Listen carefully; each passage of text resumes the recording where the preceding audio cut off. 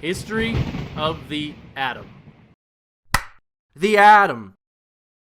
The fundamental building block of the entire universe. But we didn't always know what the atom was or what it was made of. Although many have contributed to our understanding of the atom, 5 men stand out. Democritus, John Dalton, J.J. Thomson, Ernest Rutherford, and James Chadwick.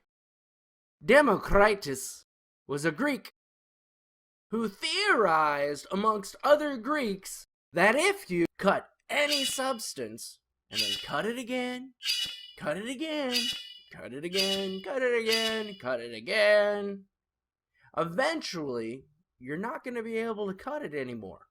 Democritus called this piece that we can't break down anymore, atomos, meaning uncuttable. Or we've anglicized it, atom.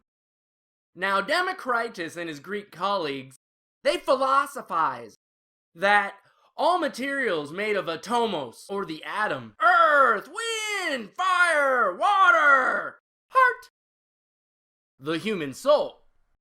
Now that seems silly now, but it was the best explanation that they could give. It wasn't until the 1700s that humans were able to do anything more than that. This is when John Dalton started to set things on fire. In his controlled experiment, he showed that when he set things on fire, if he increased the amount of material he set on fire, the material would use the exact amount more of oxygen to burn in a perfect ratio, not losing any component when you set something on fire, because the masses stayed the same. Made Dalton believe the atom was a sphere. Modern atomic theory has begun. Yeah! 100 years later, J.J. Thomson was working with Cathode tubes! A cathode tube is a vacuum tube that has a beam of electricity traveling through it. What he found was that the beam was attracted to a positive plate and repelled by a negative plate. The electricity had to come from somewhere, but there was no room in the Dalton model. Thomson added a new particle, which he called the electron. Thomson's new model would become known as the plum pudding model. Wait, what? What's a plum pudding? An English dessert. Would it be easier to think of it as a chocolate chip cookie? Yeah. With the chocolate chips being the negative electrons and all the dough being the positive portions of the atom. Play that funky electron music. It's just like a cookie, right?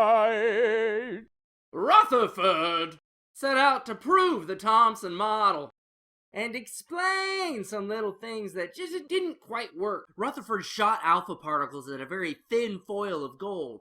What he expected to find was the alpha particles to always fly straight through the gold. What actually happened was that every 10,000th or so alpha particle flew almost straight back. What? The only logical conclusion was that atoms could not be just a positive matrix with little electrons stuck in them.